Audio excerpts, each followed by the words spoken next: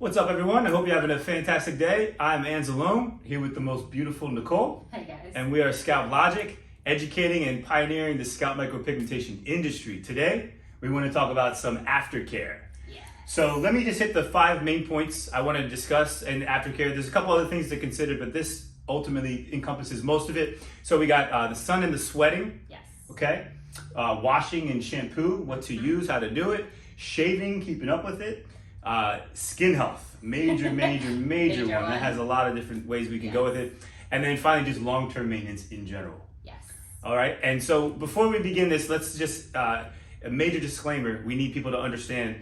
So we're talking about subtle pigmentation aftercare here, right? Yes. Versus SMP, scalp micropigmentation. Essentially what you need to understand is that they're doing like body art tattooing. They're going so deep. The aftercare is going to be much different. If you go that deep with the ink, with the skin, with the needle, the aftercare is going to have to be much different. So we're talking about subtle pigmentation, truly skating that surface. So essentially, you want to follow where you're actually getting it done. You want to follow your provider's instructions, right? And remember, they're taking a lot of time, hopefully more than 2 hours, to do the treatment. Therefore, you really want to make sure you're putting in the work at home.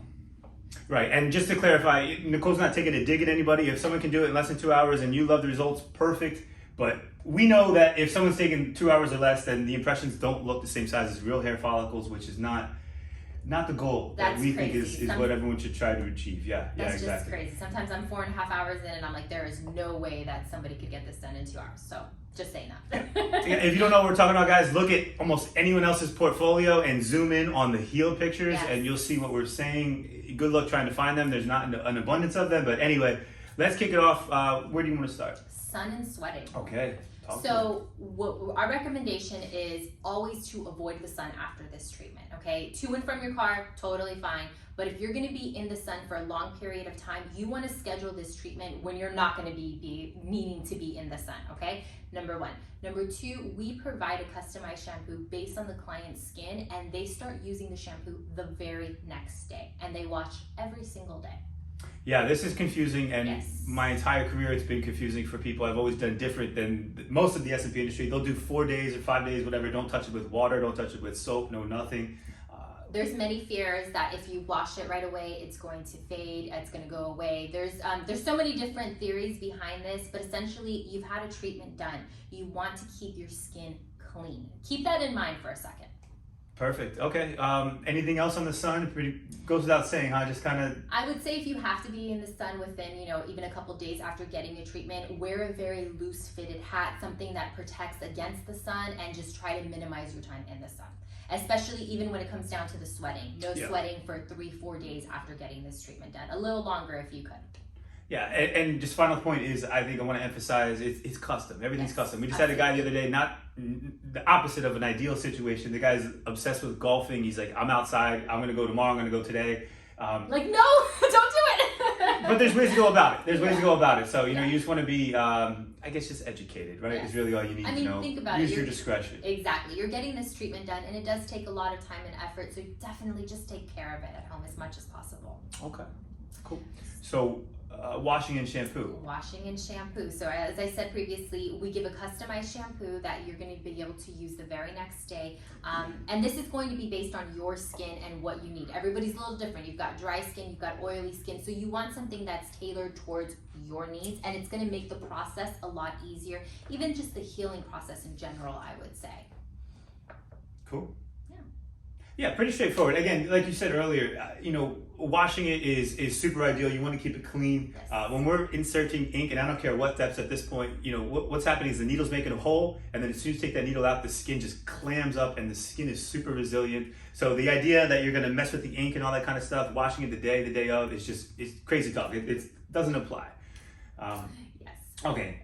Now shaving. Oh, perfect. So how soon can you shave after? Our recommendation is always 3 to 4 days. We have all of our clients shave the night before because they won't be able to shave for those 3-4 days. So we make sure that they've got that in-between time period. And I know that can be like, oh, I can't shave for that amount of time, but you want to let it heal. Yeah, this is something that I'm still humbled. I forget I've been shaving for so long. There's definitely a learning curve to shaving. Yes. And when we're talking about aftercare specifically, we recently had a case of a guy who shaved low for the first time. A lot of times, a lot of dry skin just keeps coming to the surface. Yes.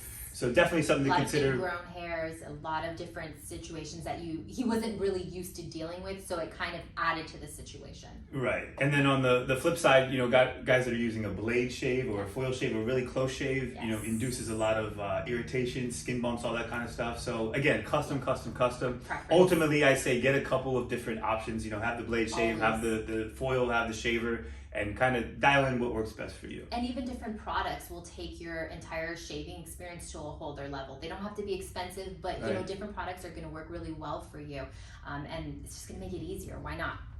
Yeah, and again, custom, Yes. right? Okay, so skin health then. Yes. Let's talk about that. You love it. That's your favorite topic. I do. I really do.